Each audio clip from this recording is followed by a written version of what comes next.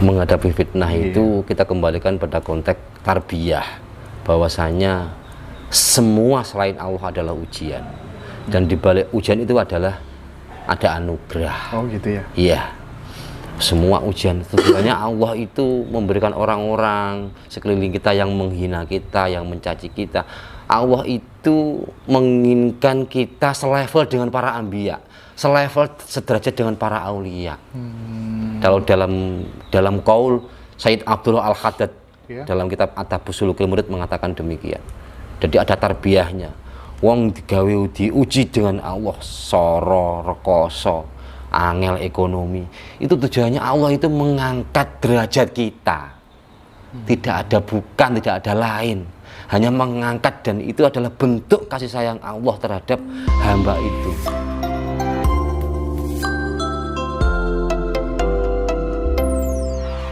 Kenapa kok bisa begitu? Iya, kita merasa, wah, doaku mati, saya katakan tadi. Waduh. Keakuannya lagi muncul. Ya Allah. Kembali. Nah, ada cerita Bal'am bin Ba'urah, sahabat Nabi Musa. Bahkan Malik bin Dinar mengatakan, karena mujabun, setiap doanya itu mustajabah. Mati dalam kondisi murtad. Su'ul khotimah. Bal'am bin Ba'urah. Lidahnya. Itu loh, karena arogansian. Ketika orang wis donga mandi, wah aku mau mandi. Itu semua pelajaran ya? Pelajaran, tarbiyah bagi kita untuk selalu muhasabah. Amal kita bukan kita. Bukan itu yang sebagai tujuan. Bukan makrifat kita lagi. Kita kembali konteks hakikatul insan, hakikatul basariyah, wa hakikatul rububiyah. Kembali pada siapakah kita dan siapakah Tuhan kita. Itu kembali pada kehidupan sehari-hari. Itu malah Abdul Akmal. Serawung orang-orang wali itu balah, tidak ada yang enggak kasihan, kasih sayangnya teraplikasi berbentuk rahman Allah dalam kehidupan sehari-hari. Atau welas asih. Welas asih terhadap sesama, sesuai kapasitas. Artinya kalau pengalaman itu adalah guru yang terbaik, kita nggak usah mengalami sendiri, cukup belajar dari pengalaman Bal'am tadi. Iya, Bal'am bin Ba'urah. Loh, banyak loh orang yang seandainya orang-orang itu ahli jannah itu. Bal'am dan Barsiso. Iya. Kalau sahabat, kalau dalam cerita Nabi Khasois itu kuatah. Rojal Unfuah itu salah satu delegasi sunnah. Rojal Unfuah. Mati di Khabasah dalam kondisi murtad. Muadzin itu ada, muadzin. Wah, luar biasa. Dia mati murtad juga karena kecintaan pada wanita. Murtad, ada wanita. Dalam zaman era dulu kan adzan kan harus di menara gitu loh. Menara di atas gunung ya. Dia melihat wanita cantik, dia mencintainya. Akhirnya, aku mencintaimu dan ingin menikahimu. Nggak bisa, kamu harus mengikuti agamaku. Saat itu wanita itu Nasrani. Akhirnya mencintainya dan memilikinya, dan keluar dari agama sekaligus murtad. Sebelum dia menggauli orang yang dicintainya, naik lagi mau adzan, dia sudah mati dalam kondisi murtad. Belum sempat menggauli orang yang dicintainya, sudah murtad. Tidak ada yang bisa menjustis kita ahli jannah dan ahli nar, kecuali hanya rahmat Allah. Iya, kalau Sujiwo Tejo kan pernah mengatakan begini, kalau kamu khawatir besok tidak bisa makan, berarti kamu menghina Tuhan. Kalau panjenengan mengatakan khawatir akan rezeki itu adalah tanda kerusakan hati. Nah, bagaimana nggak khawatir, wong apa tuh namanya IQ-nya rendah, nggak berpendidikan, ya kan? Terus tinggal sendirian di rumah, gimana itu menasehatinya itu kan? Pekerjaan nggak punya kan, jelas khawatir gitu. Sebenarnya khawatir itu diperbolehkan dan tidak menjadi dosa. Tapi harus bersamaan kita ingat pada Allah dan bersandar pada Allah. Bukan kita terobsesi oleh pikiran kita sendiri, tergantung pada akal kita sendiri. Itulah yang menjadikan, kadang saya menulis dalam statement Facebook dulu, Bang, dari dulu semenjak saya keluar dari sifat kekafiran itu kan ini lebih pada tasawufnya. Jadi lebih bisa serawung gitu loh saya. Terus ini Gus, apa tuh namanya? Sebenarnya wayang manut dalang, dalang manut wayang, apa wayang karo dalang manut cerita? ini kan saling berkaitan ini ada pertanyaan. Lala kita itu wayang, kadang kita sering yo wayang manut dalang toh.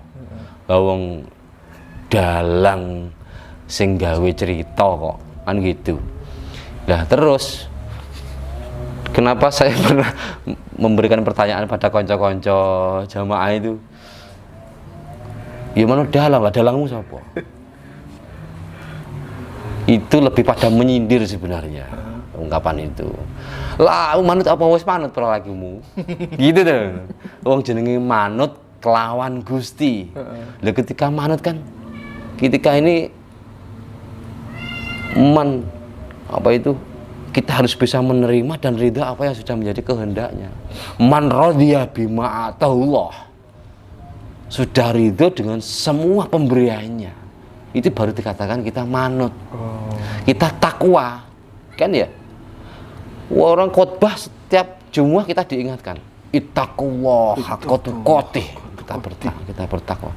Tapi hanya sebatas alimun fil lisan, hanya lisan saja kita yang mengungkapkan. Tapi hati kita masih jahil, kita masih bodoh, ketakwaan kita masih terbentur dengan nafsu basariyah, nafsu hayawaniyah yang terkandung dalam diri kita itu sendiri. Akhirnya menjadi tirai lagi, wis gak ngamal-ngamali belas. Wong ketakwaan kudu jungkung tok. Ya ndak, ketakwaan enek salat, enek zakat, ya sholat itu sebagai hubungan wasilah kita menghadap Allah. Zakat itu sebagai bentuk sosial kita terhadap sesama. Itu malah khairun nasi anfa'uhum linnas. Sebaik-baik manusia adalah bermanfaat bagi manusia yang lainnya. Konsepnya kita mudah, sangat mudah. Yang duru ala ghairi bi'aini tasawufi, wa yang duru ala nafsi bi'aini syariati. Lihatlah orang sekeliling kita, sesama kita dengan pandangan tasawuf. Enjoy, wah rumudi selamat pada karo aku. Dia pengerana Allah, aku ya Allah. Jadi lebih enjoy gitu loh. Sampai mati pun kita tetap belum bisa menggarisbawahi bahwasanya kita akan selamat. Ya. Tapi pada kenyataannya dalam hidup sehari-hari itu kan kadang seorang itu ada yang cocok, ada yang nggak cocok. Saat nggak cocok terkadang kita dibenci, kita difitnah gitu. Nah, kan tidak semua orang kuat menghadapi fitnahan, cercaan, cacian, makian gitu. Nah, iya. Bagaimana supaya kemudian kita benar-benar sudah bisa ngenol, artinya nggak terbang saat dipuji, nggak tumbang pula saat dicaci maki, menjadi pribadi yang selesai dengan diri kita sendiri. Itu gimana menghadapi fitnah?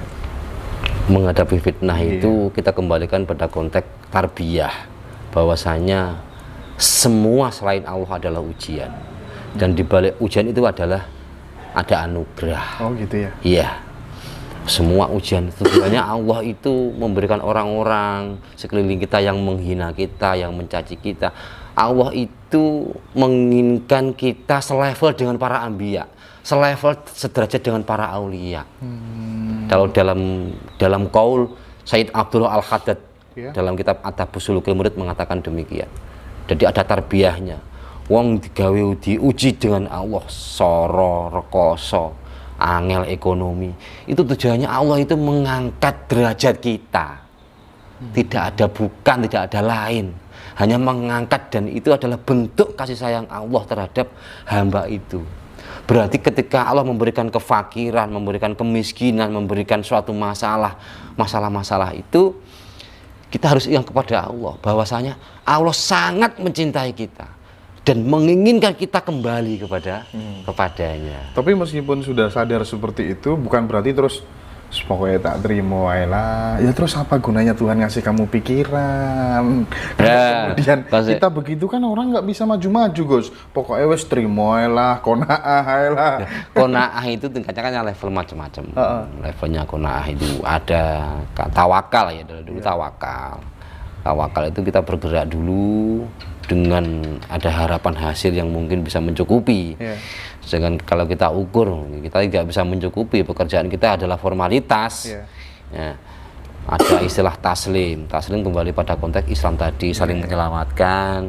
Kita juga berserah diri, kita tetap bekerja, kita tetap gugurnya kewajibannya anggota jisimi kita. Tapi hasil atau tidak itu kita serahkan pada Allah. Pada akhirnya kita tidak terlalu melulu terobsesi dengan pekerjaan itu. Akhirnya muncul walah nyambut gawe. Nyambut agawe ini sing kuwasa. Lak disili alhamdulillah mboten nggih wa syukurullah wong nyilih kok. Lah gitu. Lelak makarya mekarne kaya yo kaya kudu hasil. Lah itu kirata Jawane. Wong-wong Jawa riyen ngoten niku. Ngono Mbah Yai matur diniate nyambut gawe, nyambut agawine. Beke pas pedhok Rahman Rahim sing sempurna sak njaluke diparingi kan ngoten. Oke. Ada dalam tasawuf ada konsep Baitul Ma'mur, Baitul Muharram dan Baitul Muhaddas. Katanya wujud eksistensi Tuhan itu dilewatkan di atau berada pada titik pikiran, terus kemudian hati dan kemaluan. Nah, apa itu Gus? Gimana? Pernah nggak mendengar konsep seperti itu kira-kira? Makanya kadang angan-angan seseorang itu gampang jadi kenyataan. Itu kan insting lah. Lebih pada Baitul Ma'mur itu mengaplikasikan sesuatu rencana Allah kembali pada irodah. Yaitu bersumber pada Baitul Maqdis. Baitul Maqdis adalah batnul bawatin. Jerone batin. Nah itu kita keluarkan.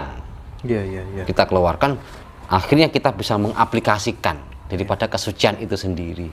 Nah kesucian ini terbentuk daripada sifat-sifat Allah, Asmaul Husna itu. Ya, ada Ar-Rahman, ada Ar-Rahim, ada Al-Dzabit. Ya, macam-macam Asmaul Husna itu. Itu Baitul Ma'murnya. Jadi lebih pada konteks universal. Oke. Yang paling terakhir barangkali Gus, ini mengganjal ini antara posisinya iblis dengan posisinya Muhammad ini kira-kira saya kadang bingung. Kalau dibilang musuh, kenapa iblis juga memberikan bocoran kepada Muhammad? Ya kan? Sebenarnya posisinya Muhammad sama iblis itu bagaimana? Apakah sama-sama wayang atau gimana? Ya, perwujudan kesempurnaan Allah itu terletak pada Muhammad. Laulaka ya Muhammad ma khalaqtul aflaq. Terus kejadian iblis sendiri pun juga dari tetesan Nur Muhammad semuanya. Jadi iblis itu bisa menampakkan dirinya hanya kepada beliau, baginda Nabi Muhammad. Suatu ada cerita, beliau aja menggoda, mengatakan assalamualaikum, ini iblis, saya iblis, saya mau menggoda jenengan. Iya silahkan, karena itu adalah tugasmu. Tugasnya jadi tugas iblis. Itu jaraknya seperti itu. Jadi iblis sendiri juga sudah menyadari bahwasanya, mengetahui bahwasanya dia juga tercipta daripada salah satu tetesan Nur Muhammad. Ya gitu. Salah satu guru saya pernah mengatakan begini, kalau kita kan berdoanya ya Allah aku berlindung dari godaan dari syaitan yang terkutuk. Tapi kalau Rasulullah aku berlindung dari aku berlindung dari dirimu. Artinya iblis sendiri itu juga manifestasinya Tuhan. Gitu. Iya. Sehingga ketika kita sadar, dengan kita sampai di level kesadaran itu, mau ada orang bagaimanapun, karena kita sudah tahu itu juga nggak ada yang namanya kebencian. Tidak ada ujaran kebencian, tidak ada ujaran kehinaan, dan selalu merasa hina. Kita sama, hina. Kita adalah seorang hamba, kita adalah pengais. Ya, kita wis pada level itu, wah. Tawenang istaroha di dunia wal akhirah, urip selalu bahagia. Kita sering melupakan kebahagiaan itu karena kita lupa asal kejadian kita, lupa kehinaan kita. Saking bahagianya sampai kafir tadi. Sampai kafir. Iya. Gus Azir, terima kasih banyak atas waktunya. Ini baru ini beberapa ini Gus. Nanti insya Allah 2 minggu lagi atau kita menggali lebih seru lagi Gus. Amin. Mudah-mudahan diperpanjangkan umur, dipertemukan lagi dan selalu mendapat hidayah. Kita bisa bertemu kembali. Assalamualaikum warahmatullahi wabarakatuh. Waalaikumsalam warahmatullahi wabarakatuh.